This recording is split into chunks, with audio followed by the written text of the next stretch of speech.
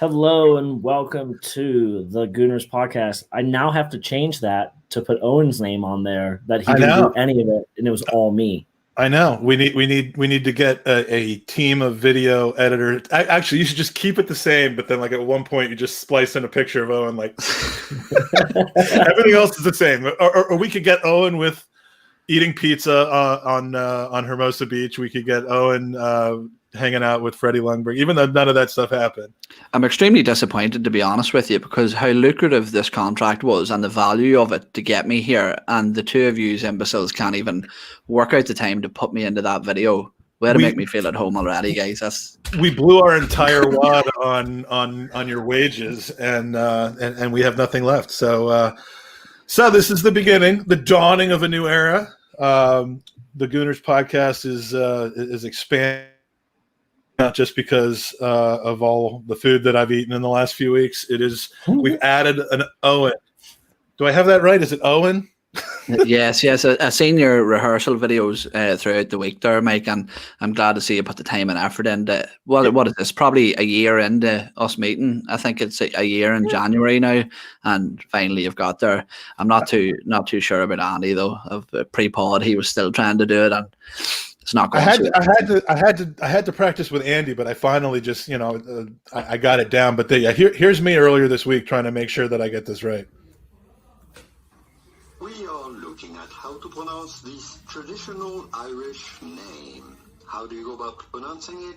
Not like it's spelled, but simply Owen. Ian. Owen. Ian. Owen. E-N. Owen. Here are many more videos on how. Yeah. and that was a red cup full of champagne at that moment. So it isn't going well, Ian. No. Oh, for fuck's sake. So let's explain what's going on here. Andy, go ahead. What are we doing?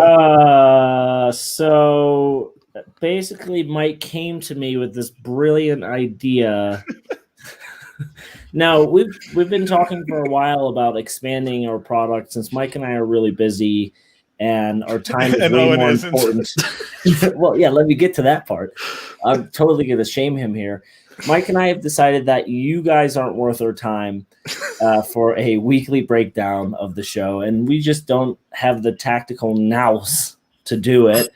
And we've been searching far and wide. We held competitions like the Gooners Pod's Got Talent, and just no one aroused us. And then here comes Owen with his silky Irish accent.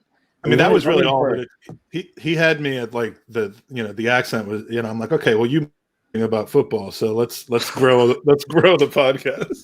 And we got to know this guy, and then I think last week I text Mike just like, hey, we keep looking for someone to take over these weekly shows. Why not ask him? He seems perfect. And Mike was like, I agree. I've been thinking the same thing, and here we are. Yeah, normally Andy and I, when we actually have the same kind of the same thing happened with the changing of the name of the podcast. Like both of us had the same idea, and then didn't mention it until it just became glaring. I would present it more in the sense that it isn't that we don't think enough of people to spend the time. It's that we want to provide more of the kind of content that the Gooners podcast has become known for, and you can only stretch two people out so far. So, honestly, I prefer doing a show where there's a revolving, where we talk to somebody who's in kind of the media world, in the Arsenal world, former player. I was hoping to get Gunnersaurus before he passed away. That kind of interview, and we're still going to do those as much as possible, hopefully every week. But in doing that, you don't get to spend as much time reviewing the game. We're spending less and less time talking about the game that just happened, breaking it down, and that's the kind of thing we want to provide more of. And who better to help us do that, both after the weekend's games and leading up to the weekend's game, than Eoin Young. So, official welcome to your duck breaking appearance. We're looking forward to collaborating with you. I'm sure you'll be inviting a cast of characters that will not always include Andy and I onto these shows. Well, see, First of all, thanks very much for the opportunity and asking me. And really, basically what I see from the outside looking in is that after a couple of interviews with Alan Smith and other names like that used to have bigged yourselves up to think yous are actually better than the people within your chat. And now yous have seen this sort of young stallion coming up through the podcasting world, and really what you want to do is ride the wave of my success. That's exactly right. And to be honest with you, as I say, I've heard a couple of stories about, used to sharing everything, and even, spouses come into that, I think. So that was a big draw for me too. So I'm looking forward to a trip over to the States sometime soon. I'll probably leave the missus at home and I won't. Well, no, you can't leave the missus at home. That's the entire premise behind what we do. Like, when you go, like the Feinbergs play a game, Who's in My Mouth? Right? And let me tell you, at first, for some reason, it's always Andy when it's my turn. I don't get it. But really, what Andy said to me the other day, and then let's just cut the shit. Andy said we need somebody on this podcast who's going to use the word use, and not USE, but YOUSE, and we're talking about other people, and that's that's what we settled on. We're like, who can say use more, and who's better at saying that than Owen? So. And the good news is that ever since we made this decision, which was like, Friday night, this long-awaited decision, we are just on an absolute rampage at the Arsenal. I mean, we are undefeated. We win every single game at Old Trafford since we brought you onto the podcast. Well, that's it. And what we'll do is I think we'll dive into it. And as you two said, is it sort of maybe tactically not up to scratch. So I'm going to have a couple of embarrassing questions here that I doubt Andy will know the answer to. And I can guarantee that his face will be as red as his T-shirt by the end of the podcast. But no, jumping straight in, lads, as Mike touched on there, the first away win in 29 attempts for the Arsenal. The first win at Old Trafford since 2006. So, Mike, I think you were probably about 40 at that point. So, Andy, what do you think? I was not quite 40, but I remember that day. I was listening to it on satellite radio to that game, and I was taking my son to like one of his friend's third birthday parties, and my son is now 42 years old. So that's how long it was. Yeah, well, those facials that Andy's dishing out must be keeping him looking awfully young. No, but Andy, the first away win since 2006. Going into this game, you were mentioning pre-pod that even in a lot of group chats there was sort of a real lack of confidence going into this one. What do you think a result like this means at a time like this as well? Because let's not forget, maybe not by the club, but on social media, Mikel Arteta was starting to come under a little scrutiny. What do you think a result like that does for us going into the rest of the season? It's huge. For me, I thought we were just, based off of the recent performances from us and then how well United have played, I just thought we were going to just get shellacked, right? Rashford's just been crazy good in the last couple of weeks. And the result itself is huge because it gives us confidence, but the performance was massive. I mean, we've seen very little creativity the last couple of weeks, almost damning to the point where we're like, why can't we have someone in the final third? And we didn't want that against United because of their attacking players. And the introduction of El Nini in that midfield with Partey, I mean, those two for me were joint man of the matches. But just the whole performance was absolutely tremendous. And it just continues to show how great of a coach Arteta is for Arsenal.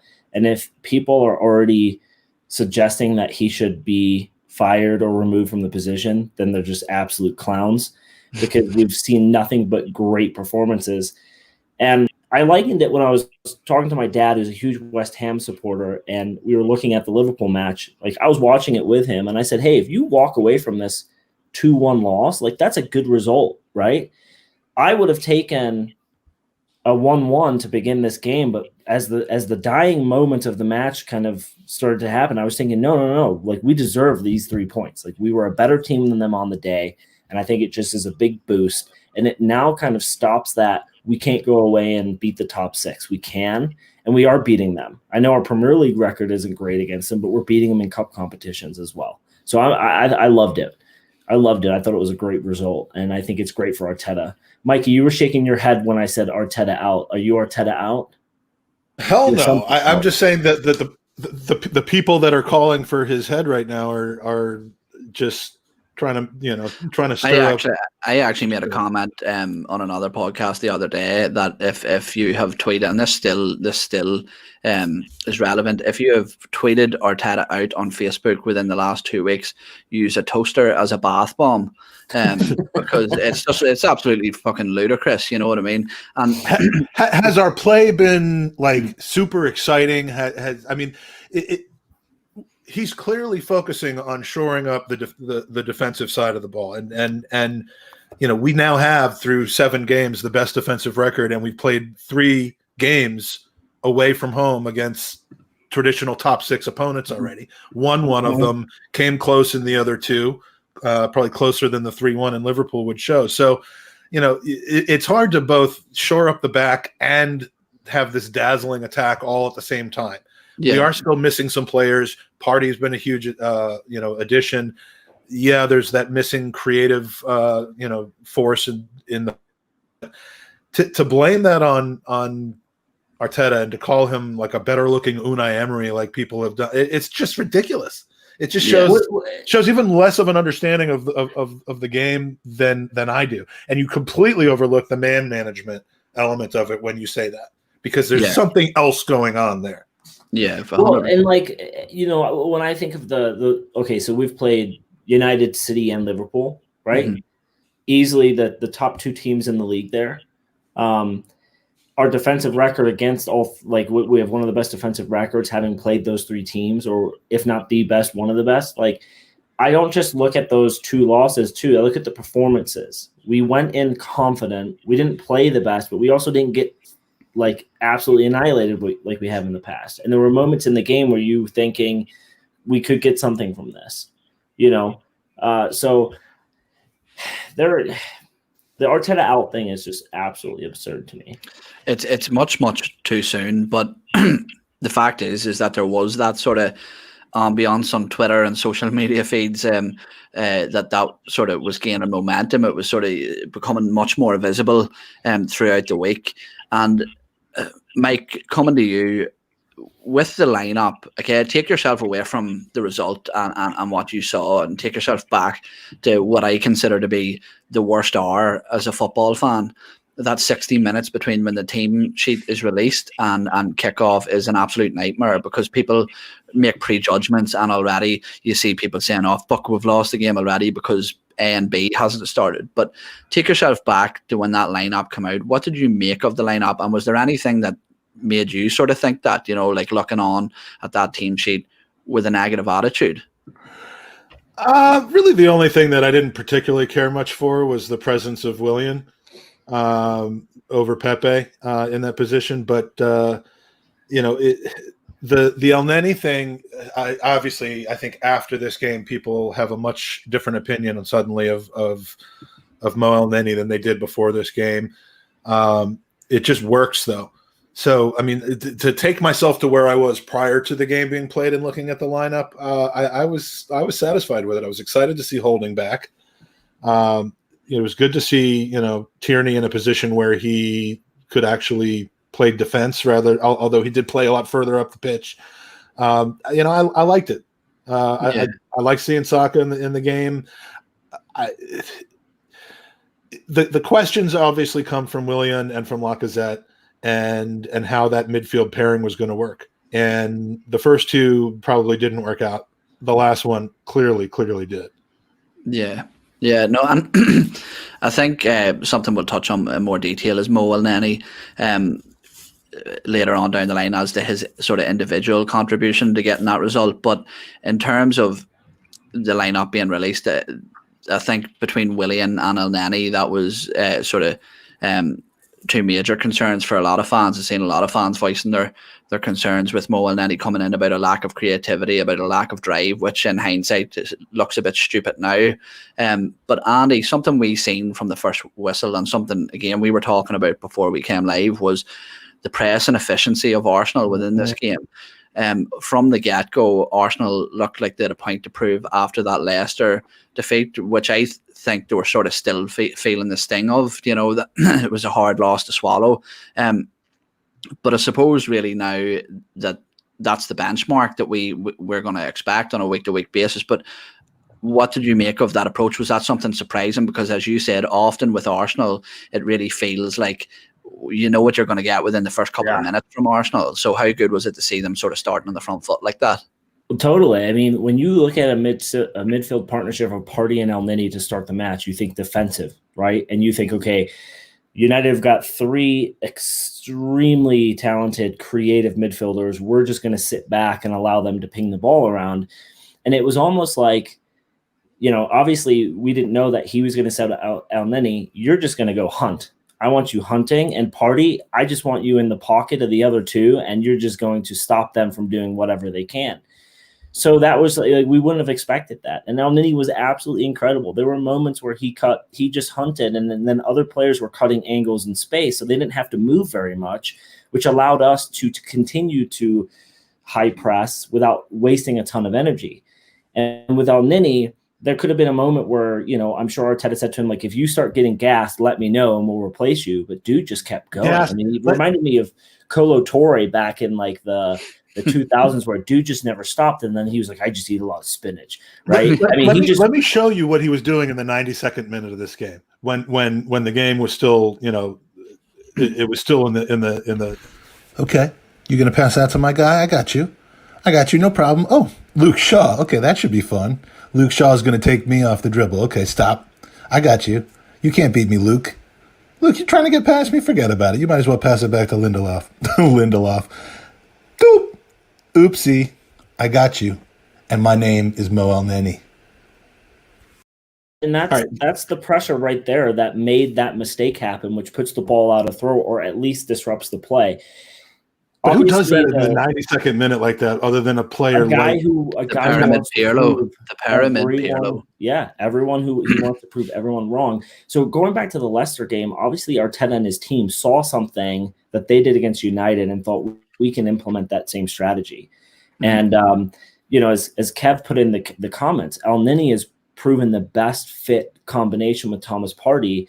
We will never see Xhaka do something like that to the effect, right? But against United, it worked, and I love that we have something in our wheelhouse that is different. I love it. And we don't have to play that combination against every team, but to have that available. I mean, I don't think anyone should ever question when Elneny's name is on the sheet again, because he's there to serve a purpose. And you have been saying, compliments to you, Andy, for saying this, because we've talked about if we can get 10 million for Elneny and pawn him off to a team in Turkey or in Germany or something like that, we should do it. And you've said no, because the guy is on low wages. He's not going to command that much more over what we spend on him, and he'll bust his ass to accomplish the goal. And there has never been a better example of the value of a squad player like him than yesterday. And he won't complain, but he's only playing 15 matches a year.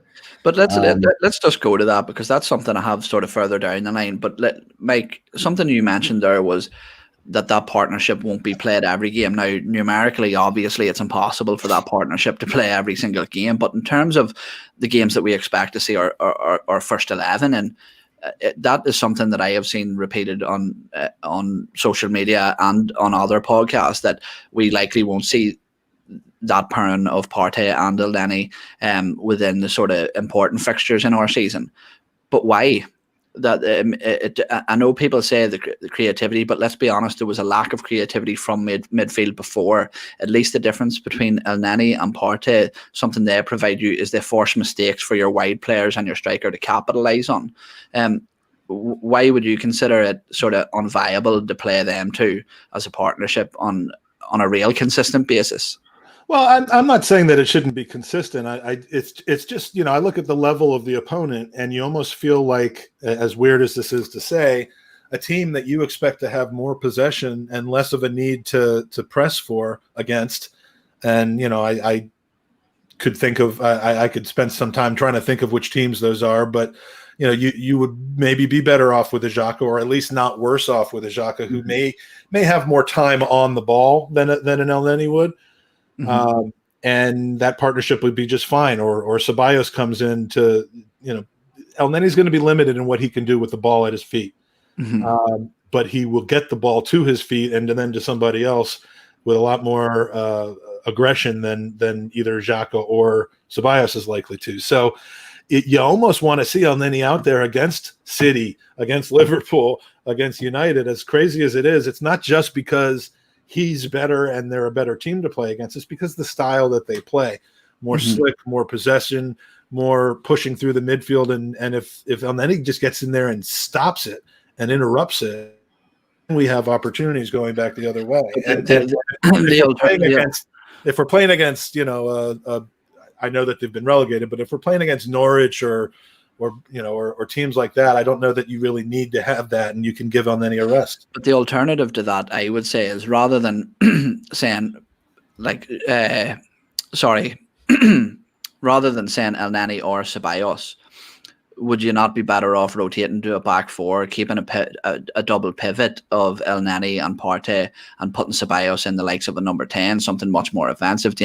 I don't think that we have to sort of dispose of Mohamed Elneny to take in another creative player. We could just add on to that, And to be honest with you, what I said before this season started was that I would expect us to remain with the 3-4-3 against those big six teams, especially the likes of Man City and Liverpool.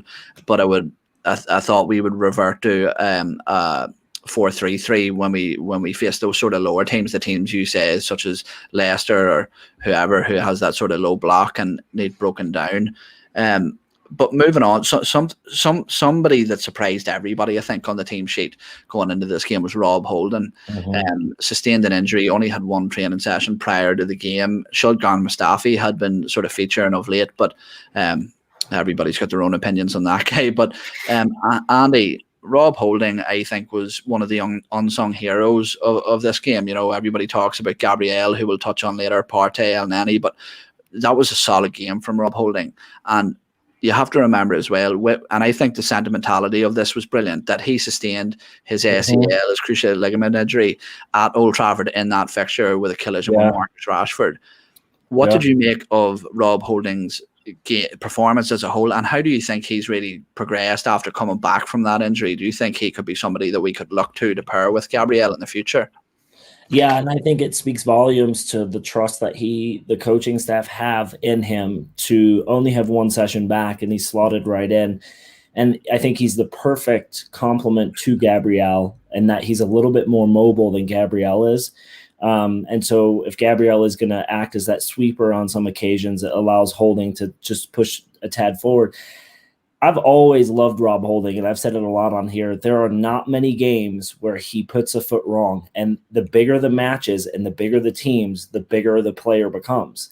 We saw it in that first match. I think it was like the Chelsea FA Cup final where he had Per next to him just barking orders. That's when I think we saw like the height of what Rob Holding could do. And he was young. He still is really young. So I think it's great. And I'm super excited. I have no problems if Mustafi comes in. I think under Arteta, he has been a ton of a better player. But when you're playing against the trickery and the speed of a Manchester United, you can't put Mustafi in there because he is still a little bit of a liability. Not as much as he used to be, but he does go in a little bit too quick, and he does go to ground too quick. And Holding, I just think, has a better head on his shoulders to calm things down. Dude, the speed of Rashford and Greenwood up front, and then you got those three attacking midfielders. They should be way better than they are. Were they playing yesterday? Because I didn't really notice them. They weren't, because you want to know why? Elneny and Partey just shut them down, right? But no, dude, Holding being back is huge. And I know that everyone was dying for us to buy two center backs. I don't think we need to. I think Gabriel is going to be the signing of the window across the Premier League. I think he'll be the best signing, even over Partey. And I think that there are two or three players who could circle in with him, Luiz, Holding, Mustafi, and we can be comfortable back there. But for me, Holding is the number two choice as a center. Yeah, and I suppose when you touched on Mustafi there, that he's a viable option to get minutes, and the only sort of thing that would make me sort of go against that would be the fact that the news has sort of surfaced that Shulgan Mustafi rejected a contract during the summer to extend his stay at Arsenal, which I think it's funny enough that he was offered a contract in the first place. But that's it's apparently for $3,000 a week. And he was like, if we can get it for another 5 years at virtually no money, then they've got no Gunnersaurus. See, they were trying to get a cheaper Gunnersaurus. Right. No, but really, Shulgan Mustafi, I think, beyond this season has no future at the club. And I often see no point, unless they are a massive talent, I see no point in investing time, valuable learning time, to a player who doesn't want to be here when you've got somebody like Rob Holding who clearly does. Mike, a player in the similar situation to Rob Holding, and another player who I think was absolutely fantastic, especially in terms of his attacking ability last night, was Hector Bellerin. Another player coming back from a bad injury, another player who I think many fans during the summer would have been happy to see leave. And he's many still would. Many still would, yeah, but he has come under heavy criticism in the past. How do you think he's responded to that, and what did you make of him in particular last night? Bellerin was, I made a note to say that Bellerin was. I mean, Andy can tell you about 4 years ago, before he got hurt in the North London derby. I think it was literally 4 years ago, like tomorrow. He was, we said, a 65 million pound player. Mm-hmm. He was unbelievable, one of the best right backs in the league, and that was when he was playing in a 4. Now, look, he's not that. He hasn't progressed to continue that status, but he's getting close to where you can feel very comfortable relying on him game in, game out, and not having to necessarily have this Ainsley discussion every single week, which also frees Mainsley up to play in a wingback position or even on the left if need be. Bellerin had a great game yesterday. He was excellent going forward. I saw he didn't appear to be a liability defensively. He obviously got forward in enough ways to get Pogba to just be a complete idiot and earn a penalty. So I mean, he had for him what was like a flashback performance, and we're starting to see a little bit more of those lately. He's been whipping the ball in a little bit more reliably than we've seen in the past, and his pace seems to be coming back. So I'm thankful for it. And as for how he deals with kind of the low periods and the high periods, there's not a more consummate professional on the team than Hector Bellerin. When it comes to ignoring the noise, to being loyal to the club, to supporting the manager, to doing good things without it being like a thing like some of the other Arsenal players or player at the moment who isn't actually an Arsenal player anymore. But I couldn't be happier that he's back, and he seems to be really fully recovered from injury. We've seen him very, very good, and we've seen him take very, very long time to recover from 2 pretty serious injuries. But when he's back, he's back. And so I hope he stays healthy for a long time to come. Yeah, and I often think we overlook the impact that these injuries can have. I've sustained injuries even just at a low amateur level football, and they do, especially when you talk about an injury around a joint such as the knee. Even subconsciously when you're playing, it's so difficult to deal with. You're not the same player for a long, long time. But we've covered, I think, 2 players who you could say have had a bit of a resurgence this season. Players that we thought maybe would have been cast off. Somebody who falls into that bracket is Mohamed El-Neni, and I think he's maybe due his own little segment within the show after that performance last night. Andy, Mohamed El-Neni was somebody who went out on loan, and I think up until sort of recent weeks, when he returned from that loan, everybody wanted him to leave. The majority of people wanted him to leave. The majority of people, if they said that isn't true, they would probably be lying to you. I don't think anybody saw a big future. Mr. Sideways and Backways, a lot of people called him.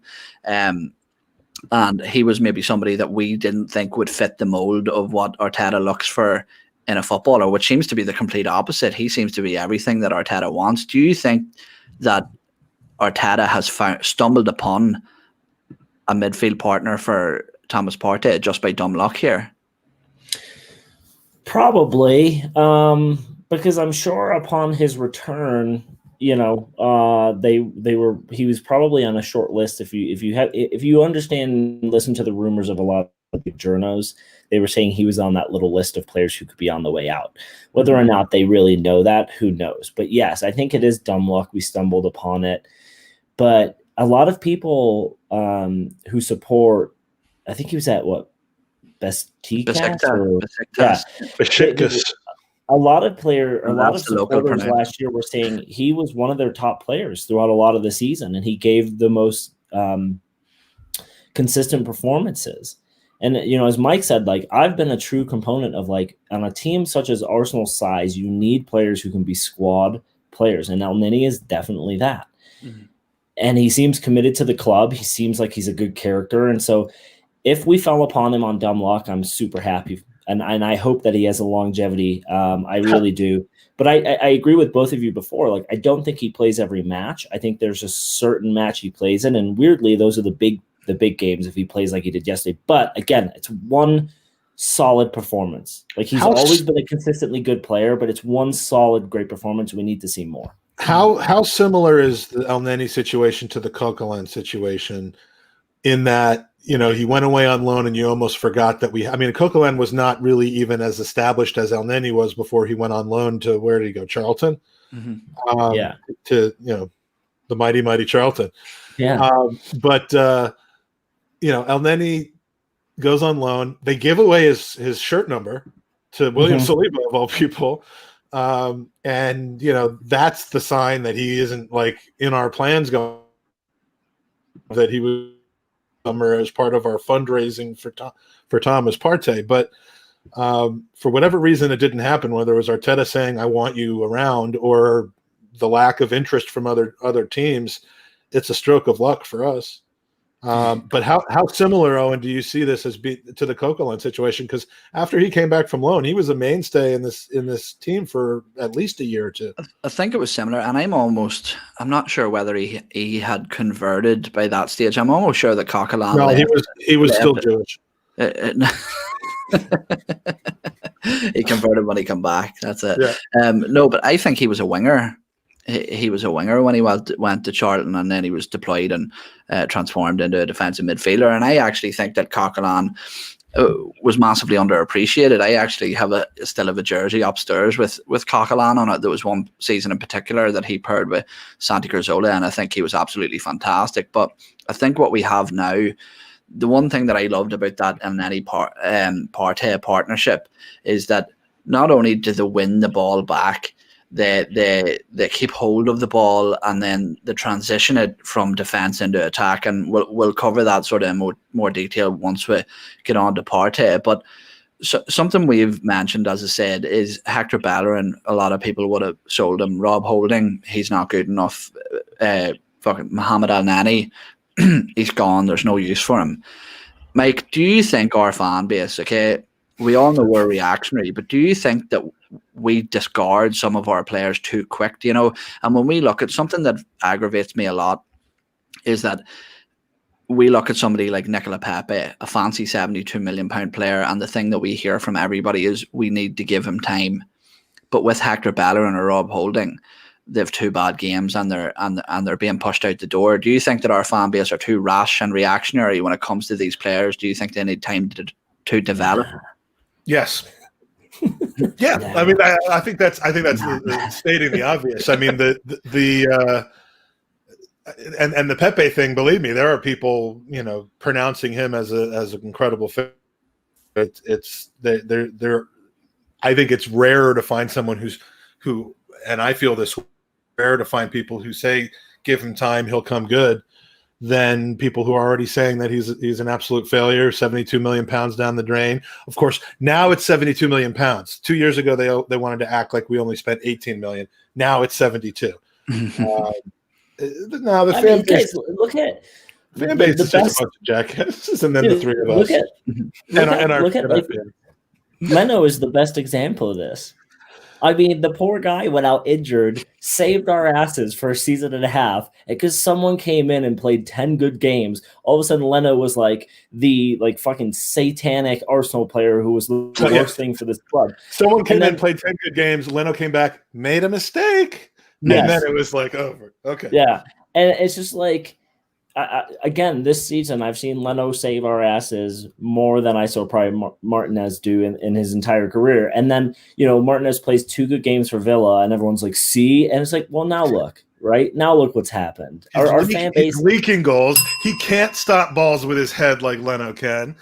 Our fan base is the absolute worst, because we will bitch and moan that we never signed Dele Alli because Tottenham did. And then if we did sign him, we would bitch and moan because we bought a player for £2 million from Milton Keynes or wherever he was from, or MK Dons, and he's not good enough. Like, it's awful. It's absolutely. Yeah. We have You have a bunch of people who, and I don't want to go down this wormhole, but we have people basically in the fan base who just want to be proven right, and the easiest way to be proven right is to call somebody out as they're not going to be good enough, because you know what? In football, probably 70 to 80% of people aren't good enough. So you got pretty good odds if you're gonna slag someone off and but what's the point in doing that to your own players? So it's a thing, I think, that within our fan base, it's almost like you've got two teams. Do you know what I mean? If you like Granit Xhaka, Mohamed Elneny's shit. If you like Bird Leno, Martinez's shit. Vice versa. And if you like Willian, Pepe's shit. And what I don't like is you can have your reasons and your logic for wanting to consider. For example, I know that you, on plenty of occasions, Andy, have argued that Bird Leno you think is the better goalkeeper. I, at the time, would have liked to have seen Emi Martinez stay. I think that for our current situation and our current system, that Emi was probably a better natural goalkeeper at that time. But I do think that Leno has the high ceiling. But look, that decision isn't down to me. It doesn't matter. Leno's the one wearing an Arsenal jersey, and Emi Martinez is not. The decision's done. It's over. Who cares now? Well, just get ready, because who do we play next weekend? I know, yeah, and he's going to be outstanding. And one of the goalies is going to make a mistake. The other's going to have a stellar game, and I just hope Leno doesn't fucking kick the ball into his own goal. Yeah, he's been shaky of late. God love him.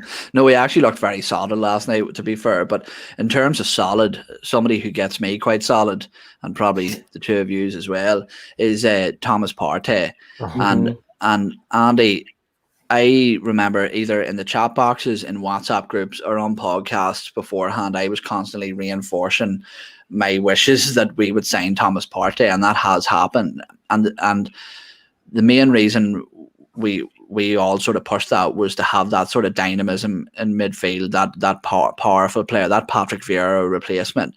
And I think that there was one situation last night where Thomas Partey won the ball from deep. I think it was an interception from a Fred pass, and he broke through the lines. He drove the whole way up the pitch, beating numerous players, and led the ball off. And that's what we were always saying, is that he's the type of player that can turn defense into attack. He can single-handedly do that transition on his own. Is that something that you've seen sort of come into fruition last night? Do you think that all that advice has been spot on? And what have you made of the start to his Arsenal career? It's been absolutely outstanding. I mean, I don't watch football from Spain. I know we joke a lot about it being like a feeder league, and and the people that I trust were all over it, saying he's going to be the greatest thing for our team. And he's been just that. He's been absolutely outstanding, and the measure of his character against the bigger sides, right? He unfortunately only got a small run in against City. It would have been nice had we done the deal earlier in the window that he could have actually played against City, because maybe that game would have been different. He was that player we needed. But they were just he single-handedly shut down Pogba. He single-handedly took out Fernandez in the first half and stopped that momentum. There were moments where he got beat, and like Vieira, he was just up on his feet and tracked back and tried to make up for that. He was absolutely outstanding. Honestly, I would have given the man a match to him and both Elneny. I think he's great, and he is that. For me, we've heard so many players there's going to be the Patrick Vieira replacement. So many players we've signed. Oh, this is the replacement. This is the replacement. So when I kept hearing that, I was really like, now you kind of see it. Vieira was a different animal, but this guy just looks ridiculous, and he's just a massive human being too. I was sure it was going to be Danielson. I had my money on either him or Wellington. You know what And, kind of bums me out about, maybe because they played together for a while, but like I don't feel like Gilberto Silva gets enough credit in that defensive midfield role. Like we always skip over him. He's the El Nani. He is. Think he could be the El Nani of that partnership. I remember there was like a match back in the mid 2000s where I think we were playing Ronaldinho, and like Ronaldinho got interviewed after and just said like, every time I got the ball, I just hit like my knee, like my heel got just attacked, and it was Silva, right? And he made the comment like, I can't be mad at him because he's my friend. But then after the match, they asked Arsene about that, and he said, that's all I asked him to do. Whenever he got the ball, I wanted him to know that you were there. And that was kind of El Nini last night, right? It was you're going to go hunt, Party, you're going to stay back and just stop. And that partnership worked great. But, dude, if Thomas Partey puts in performances like that week in and week out, it's a hell of a signing. Absolutely. And that I actually made the statement on a couple of different podcasts, and people maybe thought it was slightly insane at the time. And I says, if you give me the choice of one player in the world to sign, it would be Thomas Partey over anybody. The transformation. I'm going to quote Tom Canton here. He says that OR improves us, Partey transforms us, and that was actually spot on. I don't think there was a wise thing for such a young man to come up with. I know, I still try to take credit for it all the time, and it winds him right up. I love it. But Mike, we're talking about such a great start. Somebody with not such a great start this season, I think, in my opinion anyway, has been Lacazette. I know that he scored 3 goals within his first 6 games. But I think numerically that's a little flattering in terms of the level as to his performances. But the one thing I will say is last night, I think that he was fantastic. Maybe not the most technically gifted player on the pitch, but in terms of work rate and spearhead and that sort of system, I think you couldn't take him out of it. If you had removed him from it, it wouldn't have been the same. But what did you make of his performance? And do you think that if we play that system to that effect, do you think Lacazette is worth the lack of goals that we would receive from him? I don't really see where he fits in at this moment. I'm a huge fan of his. I did think that this summer, and it was kind of tied to the whole Partey Aouar thing, that both Lacazette had to go. But I'd still rather see Aubameyang playing down the middle. And Martinelli, when he comes back, maybe can kind of interchange with him. Martinelli, Aubameyang, Nketiah down the middle. You have everything you need right there. Then you can play your speedy wingers like Saka. You can see what Reece Nelson has left in him.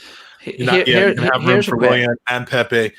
But the one that you will not have seen a player yesterday who divided opinion on Arsenal Twitter more than Lacazette. I did a search for Lacazette and then the game's kind of hashtag MUNARS, and half of them were, he's shit, sell him, get rid of him. The other half was like, he's really done a good job today. The one that he was accused of swinging and missing on, that was just a great defensive play by that's certainly a goal if he connects with that. If Lindelof, you'd think so. I mean, it did kind of look like a guy swinging with his eyes closed, like swinging for golf with his eyes closed, but like everything was there for that to be fine. It was just tipped pretty by Lindelof. The thing with Lacazette, like when you play a player of his caliber, you change the mental capacity of a defender because they have to worry about him. When he gets the ball, he can be extremely dangerous. What's frustrating me about Lacazette is he tries to win 50-50 battles where he's already going to ground as they're coming to him. And then he'll foolishly run down opposition and foul them stupidly when you're just breaking up a play and there's no reason to do that. So I just don't know that he fits into our system. And I'm almost certain like maybe Eddie should be given a run down the middle just to see what he could do. Here's a question for you, and Andy, I'll stick with you because I know that Mike is a massive Eddie Nketiah fan. He's always sort of arguing his corner, and I want a relatively unbiased point of view. The question I have here is, okay, I understand the calls to remove Lacazette from playing centrally. But what I don't get is basically what could Eddie do that Aubameyang can't do? Because in my mind, Eddie isn't overly good at hold-up play. Yeah. He's decent dribbling. His finishing is okay. But in terms of what can Eddie provide that Aubameyang can't in that role? I just think it's the attacking press. He's a little bit more speed, and he just hunts a little bit more. But you're right. If you look at him and Lacazette, I mean, the hold-up play for Lacazette is atrocious. Like we're trying to ask Lacazette to be a Giroud when he can't do that. So I don't know. I mean, outside of just being a little bit more quicker and hunting, I don't think Eddie Nketiah makes center backs fearful as a Lacazette does. Because there are moments where Lacazette turns with the ball and it's in the back of the net before you even know what's happened. Yeah. And a player of that caliber who's played at this level for so long. But there's a reason why Lacazette isn't making the French national squad. I know it's a very deep squad, but a player of his caliber should be making that every week, and he's not. And there's a reason for it. And I just don't understand why he's continually starting up front for us. As Mike said, I would rather push Martinelli is the obvious choice on the left, but I would rather have Aubameyang down the middle, Willian on the left, and maybe Lacazette on the right or Pepe on the right. Pepe for me, I'm telling you right now, I am not impressed with him as a player. I think he was a waste of money. I think his first touch is fucking awful. You're that asshole that I keep talking about before. But hey, you know what? I'm not going on Twitter and posting. I know, you're entitled to your right. Here's the thing that with Nicolas Pepe. So Nicolas Pepe came in from Lille, who are massively renowned for being a counter-attacking side. I mean, you're going to struggle to find much more of a counter-attacking side. Now, Nicolas Pepe what he needs to perform is space in front of him. So Lille would let their opponents press them, and then the ball over the top, and Nicolas Pepe would often have almost a full half of the pitch to run into. But what we see from Nicolas Pepe since his time at Arsenal is the fact that with playing for one of the better sides in the league, he often plays against low blocks, and you can see Nicolas Pepe receive the ball the majority of the time at the halfway line with his back to goal, and that's not what he's good at. So I think that either Arteta needs to tweak his system to suit Nicolas Pepe, or he needs to decide what he wants to do with a player who doesn't suit his system, and that's a big decision for him to make. So it is within the next, I don't know, I'd say by January, really, he needs to have a decision made whether Pepe can be implemented into this side. But we'll jump forward here. So, can I just make one more comment on a question quick? I just want to, because Mike, your comment will probably, do you think Arteta would have signed Pepe as the manager? No. So as we look to find our identity as a team, and Arteta's finding that slowly, and I think we're seeing it every match where even when we lose, we think, okay, we see what our identity is. That for me is where Pepe gets thrown to the wayside, because we have to worry more about the system and tactics of the entire team. If we were like an Aston Villa or an Everton where you spend 72 million on a player, that's where you build your system around him. I just don't think that's Arteta's plan, and I hope he proves me wrong. There's glimmers of Pepe where you're like, fuck, this is a great player. I just don't think the Premier League is for him. I think it's a Jose Antonio Reyes type of situation where you have a hell of a player. The league is not his league. He's going to be better suited in France, Spain, or Italy, where it's slower. He gets more time on the ball.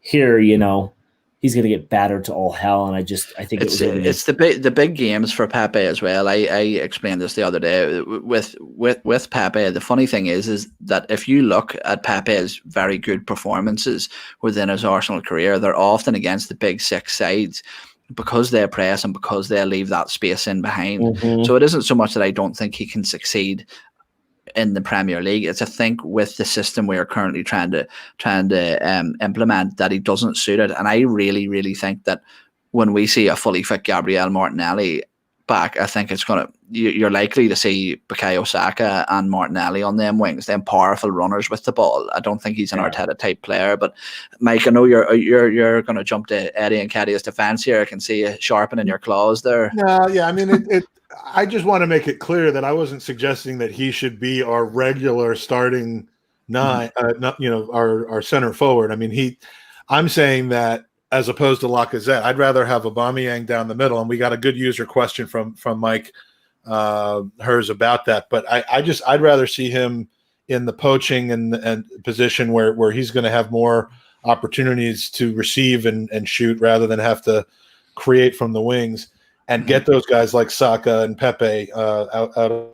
It's more of a late sub and midweek player. I'd have no problem him starting on Thursday against Molde. I'd rather see him start than Lacazette. So it certainly wasn't that he's my number one choice in the center position. It's that it's more that Lacazette would be my number 3 choice. Yeah, that is a fair point, and to be honest with you, I probably wouldn't argue too much about that. But moving on, because Andy, I know you're a bit stuck for time, and we've a bit to get through. He's got a hard stop. He's got a hard stop. I've just learned that. I thought he was fucking hard. What is it? What have you got hard there? I told you only to go Sammy before the end of the show. You did. I did. But Mike, the penalty, we'll rattle through this here. So William plays the ball into the box. Hector Bellerin receives it. Paul Pogba coming back looking absolutely knackered. Hit that bell. Hit the bell. Is knackered? Is that it? Yeah, thank you. No, I've always wanted to do that. I need to get my own bell. No, but Paul Pogba hangs out a leg. Hector Bellerin feels the contact and goes down. Do you think that is the right thing to do from Hector Bellerin? Once he received that sort of, people would almost say minimal contact. Do you think it was the right thing to do to go down? I don't care what the right thing is to do. When other teams start caring what the right thing is to do against us in that situation, I'll start caring what the right thing is to do for us. There was plenty of contact and what I don't like, and this is just a general statement on the game of football, I don't like that a foul in that scenario is the same as getting hacked down in the box when you're getting ready to shoot at the goal, or like a blatant handball, although you'd have the red card that goes along with it. But I mean, when you're driving away from the goal, or if you're on the very outskirts of the penalty box and you're facing away from the goal, as a general comment, it seems kind of cheap to be able to get like an 80% chance at scoring just because of that. But that is the rule. You have to have lines somewhere that determine where a foul inside that area is going to be a penalty, and that's what they've chosen to do. So no problem with Bellerin going down. Our problem is that we don't do that enough. And then of course when we do, it's like Guendouzi or Welbeck's flop against Milan a couple years ago that just is absolutely shameful. But I'm not saying we should be like Spurs level of dark arts and Mohamed Salah level of fuckery, but nothing wrong for me with Bellerin going down there. It was just a dumb play by Pogba. It was, yeah, and I think you made a good point there. Is that we don't do that enough. I think with in sort of recent weeks, we've seen the elbow from Mane on Kieran Tierney. We're seeing the high foot of Kyle Walker on Gabriel, and I often, it's not nice to say, but unfortunately that's what you have to do in today's game. But Andy, something sort of good that came from that penalty was that Aubameyang broke that goal drought. Scoring the only goal of the game. But how important do you think it was after signing that big contract?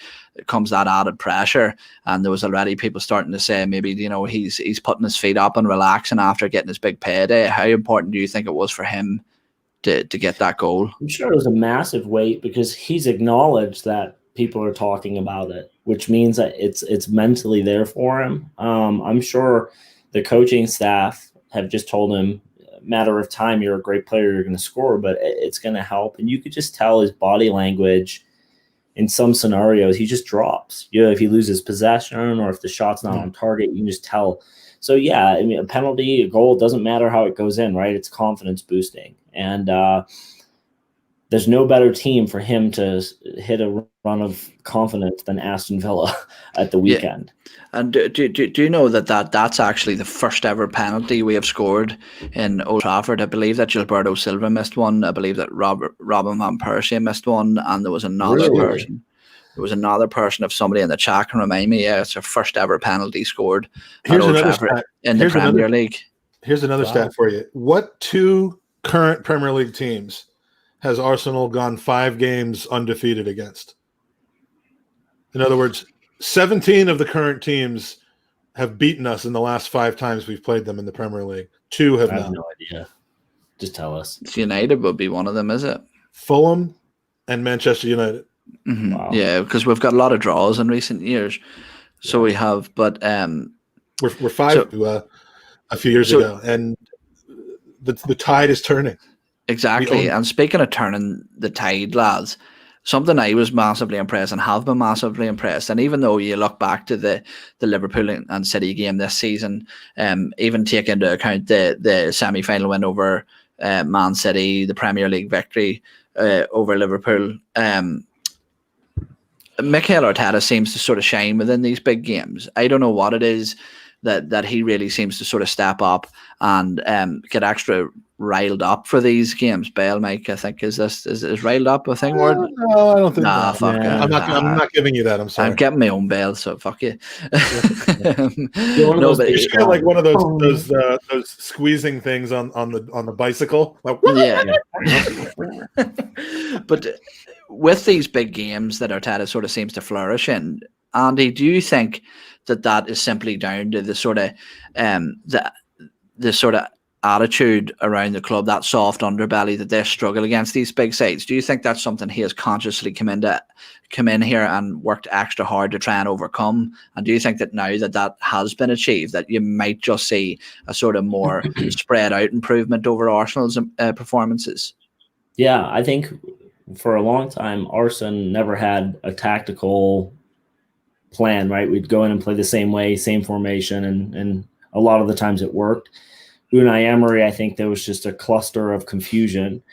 I think these players are playing very well for Unai because he gives them individual assignments, and then he breaks it down even further to, in this scenario, if you're here, this person needs to do this. And so the team are just unified, and that excites teams, right? When they go in with this game plan and then they see it working, I think the teams are up for it. And then there's a certain level of excitement, and he's more than likely brought in the Pep Guardiola of the analysts and the statisticians who come in and sit down with the players as well, and the defensive players, the midfield, and say, here's what we're looking for. Here's what they've been doing. And so the players go into a match with a unified plan, and then he can bark out a plan B. And so I just think the players, they have to believe in it, and they're believing in it, but I just think it excites them a little bit more too, right? And then, dude, in the 92nd minute, when you see El Nini busting his ass, that makes the other 10 players on the pitch go, if he's doing it, we got to do it. Everyone except for Leno has to play up to that, right? Because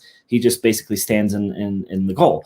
So, you know, like when Arteta said after the game, like El Nini brings a different energy to the team, not only on the pitch, but it just makes everyone else better. And so I just think that he's got the belief of the players. And for a guy who is, you know, young enough to be Mike's son, and I think Arteta's my age, like that's a huge, huge compliment, right? Because dude's played at the highest level. He's lifted trophies for us as a player, so he's been there, done that. But to be able to make superstars listen to you, and like to be able to say to Thomas Partey, one of the world's best defensive midfielders, bro, this is all I need you to do for 90 minutes, that's huge.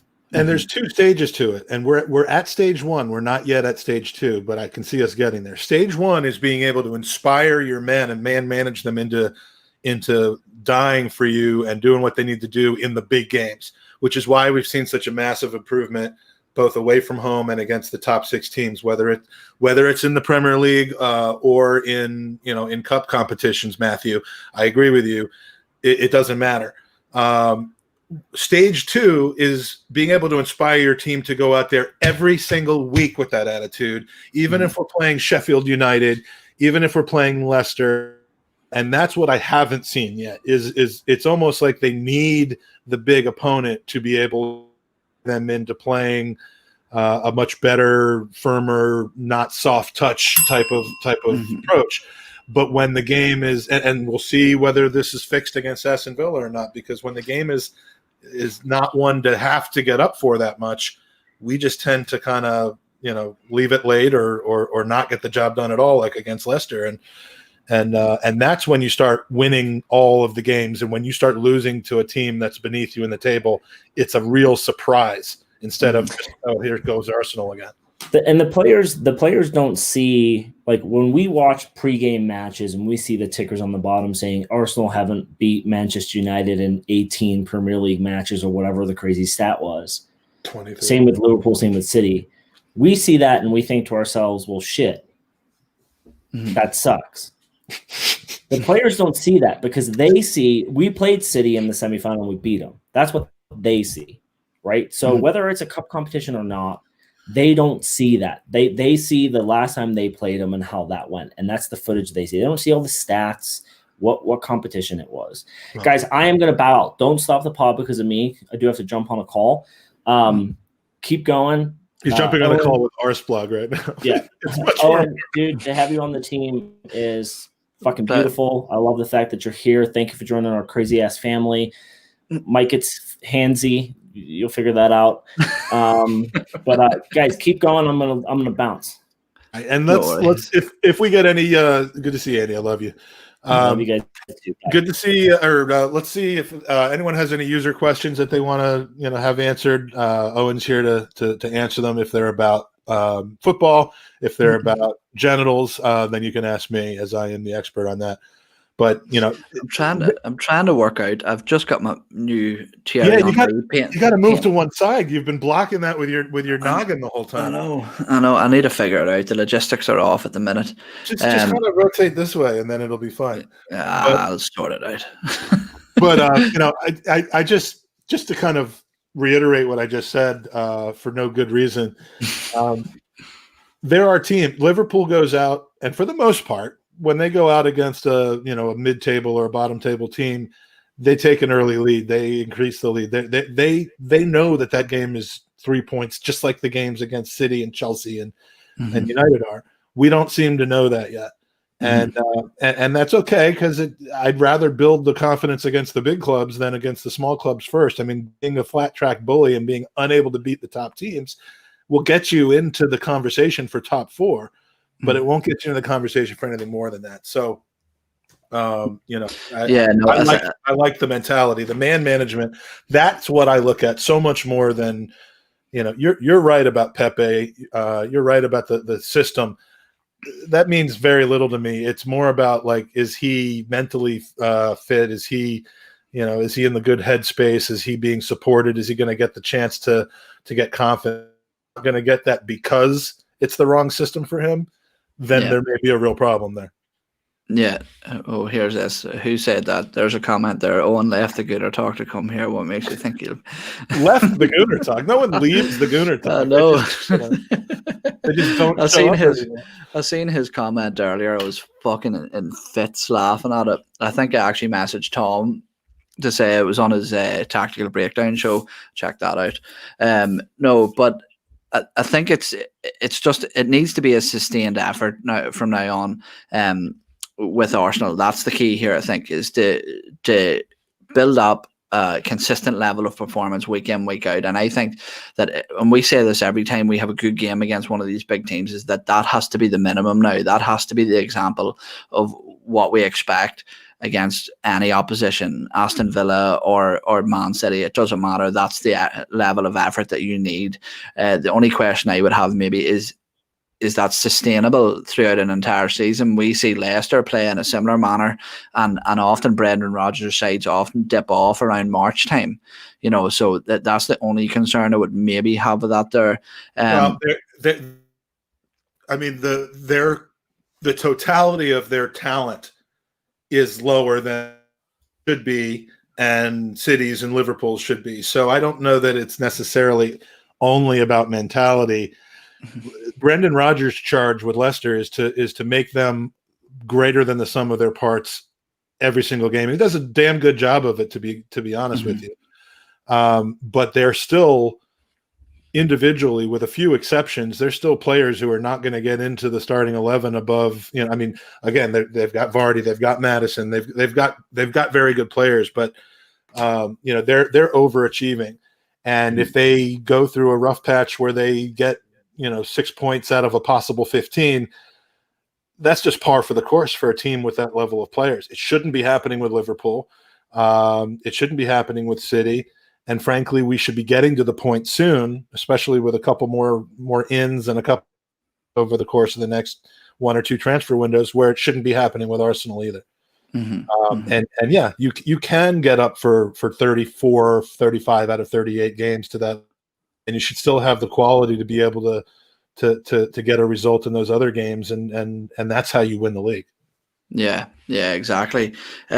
Mike, I think what we'll do now is, because at the end of the day, this is the preview review show. So I think previewing very quickly the game against Mold on Thursday evening in the Europa League. Mold or Molda? Molde. I'm from Ireland. I don't have a clue. I can barely speak English. I just spent 2.5 weeks out of our house living in a hotel because we had mold in our house. So I'm not looking forward to this game. I have a bias against them. No, I think something that I love the Europa League for is that we can often see people getting avenues into the first team. We've seen it with Gabriel Martinelli. We've seen it with Bukayo Saka and Eddie Nketiah. And now I think that this is the perfect stage for the likes of, even though you would say they've almost taken a back step as of last season, Reece Nelson and Joe Willock, Emile Smith-Rowe, these are all players that I'm looking forward to seeing. Where is Emile Smith-Rowe right now? He's been injured. He should be fit for this game. They were expecting him back last week, but apparently he just wasn't completely up to fitness just yet. They didn't want to risk him, so he should be available for selection. And while I don't have control of this, lads, people in the chat, throw in your predicted starting 11 and a score prediction for the game against Mold on Thursday evening, and we'll get Mike. Yeah, we'll get Mike to rattle through his predicted starting 11. You should be able to highlight those, right? You came in the same way I did, so you should be able to. No, I can't. It didn't work. Your PIN code was wrong. All right, so we'll work out those details, but yeah. I would, all I want out of this game on Thursday is Balogun. All I care about is him playing 90 minutes, because he is the next coming of Eddie Nketiah, who was the next coming of Ian Wright, who is the next coming of Thierry Henry, although they were in reverse order. So I'm just gonna say that it's all about Balogun. We've started off perfect, 6 points out of 6 in the Europa League. But so have Molde. So have Molde. They beat Rapid Vienna. I remember a lot of people were saying that our toughest fixture would be Rapid Vienna away. Did you see Mike Hernandez's comment? Yeah, he's been torturing me this entire time. I refused to answer. I don't know. There's a lot of Owen to go around at this point, but yeah. No, but I'll rattle through mine here. So my predicted starting 11 is going to be Runnerson, who I thought had the limited amount he had to do against the Dock was positive. Let's just say that. In right back, Cedric. Again, he was okay. His couple of good crosses, some positive runs down. I just think that he needs to just maybe be a little more tidy in possession and be a little more positive with them runs on a more consistent basis. Back to, this is a tricky one. I think we are likely to see Granit Xhaka and Mustafi playing as centre backs, with Kolasinac playing left back. I don't think we'll see El Neni feature again because he's sort of racking up a lot of minutes and he's maybe earned himself a spot for the Villa game. So I could see a midfield three of Joe Willock, Ainsley Maitland-Niles and Emile Smith-Rowe, and then a front three of Eddie Nketiah, Pepe and Reece Nelson. And my score prediction is going to be 2-1. I think this game's going to be a touch tighter than we think. going by how decent Rapid Vienna was and the result that Mold got over them, that I think it could end up being a slightly more tight fixture than we initially expect. Plus, they're going to have the benefit of getting some intel from Ole Gunnar Solskjaer, who I think he was involved at Mold, right? Or he was. He was. Yeah, he managed. Did he manage? Yeah, they're gonna be giving him a call and say, "How did you only lose 1-0 to him? Because we want to only lose 1-0 to Arsenal." I mean, we've got Mike, who's got Roadrunner, Cedric, Mustafi, Xhaka, Kola. I just love that. Like we've reached the point with 8 center backs where it is a common prediction that Granit Xhaka is going to be one of our center backs. Yeah. El Neni has served in that capacity as well. Yeah. I remember him doing that. I think it was against maybe Manchester City a few years ago, right around this time of year. So, we've got some ones in there, but Kolasinac, I think this is probably an appropriate time to give him a run out. I'll believe Emile Smith-Rowe when I see it. I just don't know if he's ready to play tomorrow and they give him the start, then I'll be excited because he'll be one that I'm watching the whole time. Yeah, and Mike actually makes a very good point there as well. Somebody I left out of mine that we probably will see feature is Danny Ceballos. Yeah. So we have a lot of options. We are, knock on wood, we're doing all right fitness wise. And so we really do have kind of 2 starting 11s to be able to choose from for 2 games in a week. With the exception of us of the Louise injury type of situation. I mean, it'll be an interesting lineup. I really don't think we're going to have to do that much to at least get a result tomorrow, whether it's a draw. This one's in Norway or is it at the Emirates? I'll just double check now. I think we are away, if I'm right. Let me just check. I don't know. I'd give the kids a run out when possible. I think your heart of the team as far as regulars are going to be concerned are going to be, it's going to be Mainsley, Mustafi, and kind of holding down that middle and I'd love to see Pepe maybe get a little bit of confidence in him from this game. But Balogun is going to be my guy. I hope he starts. I'm sure he won't, but it's at home. Okay, so we're going to need to see 30 or 35 minutes out of Balogun, at least a brace from him, or I think Arteta should be fired. Yeah. Fact. Arteta out. And Matthew De Souza actually says something good there in the chat, and he says, do teenagers prefer a crowd? I wonder. I think that has been massive for the likes of Bukayo Saka to settle in the first team football. I think that in terms of, that's probably the most difficult thing to deal with, and I suppose sort of they're used to no crowd from from the U23 games, and exactly. And I think that the big test is going to be to sort of to reinforce that point is when crowds come back in. Although in saying that, you would imagine that they would start to be drizzled in reduced capacity, so they might be able to drizzled in like a white wine reduction sauce onto the seats of the lemon drizzle. Shizzle, not Nizzle. Yeah. I mean, that's a great point. Everything about the game right now is different. I mean, I'm sure it's benefiting some people. It's holding back others. But just another reason that you need a guy in charge of the team who can manage men and can get the mentality set right, because it is anything but a normal football season, and the stronger managers you have will be able to keep teams together. The weaker, or the teams where the inmates run the asylum, Manchester United, are going to struggle.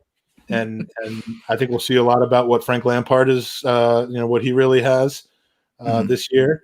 He's got a lot of talent, and the team, should perform well, but you've got a lot of individual pieces there. So I'm intrigued to see, and I think we've got as good a chance as ever in the last 4 or 5 years of really just establishing and reestablishing ourselves back in the top 4. If we just get things right and keep on this track, and if we trust the process, like Aubameyang said yesterday. That's it. Yeah, no, 100%. And I think probably out of those, if you put the three of them, I think it's sort of inevitable them comparisons are going to be made between Ole Gunnar Solskjaer, Frank Lampard, and Mikel Arteta. I am very confident that we've probably got the best one out of those three, in terms of, you know, the teams that are surrounding us. So no, look, as you said, trust the process, and things will all work out. I mentioned the other day that I think in terms of the team, they need to take it game by game, but I think that the fan base need to look at this as a long-term project and not expect everything to change overnight. Oh, and we're gonna do two things right now. The first thing we're gonna do, and then we're gonna end the show. First thing we're gonna do is we have just stumbled onto the name of your preview show.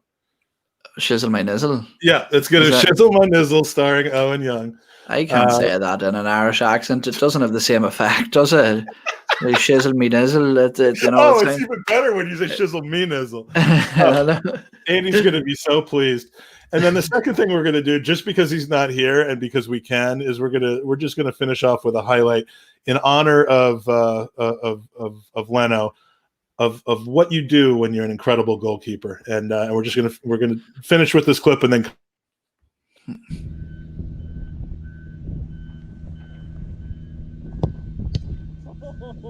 The proof is in the pudding, and the pudding in this case is a football.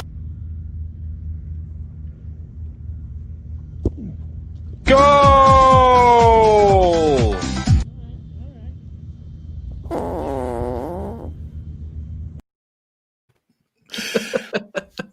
That was the highlight from the shootout of all possible shootouts for Gooners versus Cancer last summer at Dick's Sporting Goods Park in Denver, where the Colorado Rapids play. So that was completely non sequitur to anything that we're talking about today, other than the fact that I got to play it without Andy being able to say anything about it. So, Sorney. And Shizzle my Nizzle, I'm happy to have you back or have you on for good. We will be back maybe later this week with a preview of Aston Villa. We'll talk about. We're still kind of feeling our way through exactly what format this is going to take, but you're going to see some new faces. You're going to hear some people who actually know what they're talking about, and then we're going to try to be either like a Tuesday or a Wednesday type of show with with a guest. And whether that starts this week or next week depends on whether I can get my act together. I am about to basically go into the fetal position for about 2 weeks, given that in this country we are less than 12 hours away from the beginning of our presidential election, and I fear civil war and me wanting to move maybe to Molde for the rest of my life. So I'm not sure this week we're going to get a guest pod in, because I would invite you over here, but if you're talking about civil unrest, this is probably the last place you want to go. Yeah. I lived in London in the 1980s, and so I lived near what it was called a Queen's. What's it called in St. John's Wood? There was a barracks, Queen's Guard barracks, and one day there was an actual a car crash on the corner of our street between where we lived and where the barracks were, and it sounded like a bomb had gone off, and we just knew that that's what happened, even though it wasn't what had happened. But so yeah, I'm not sure that moving to your neck of the woods would be any different, but I am sure it's a heck of a lot safer there than it's about to be here. Anyway. Yeah. Where's the clip of Mike jumping into the pool? We don't have jumping into the pool. Oh, yeah, at the end of the podcast that we did around Thanksgiving last year. I'll have to find that, Matthew, but thank you for reminding me. It's called Fat Guys Doing Great Athletic Competitions. I have a whole series of me jumping into pools, falling off of various things, and then just destroying Andy in a shootout where he claims his leg was injured, but... All right, Owen, I'll see you later this week. Thanks for joining us. Successful first show, and we will see you all later in the week. Come on.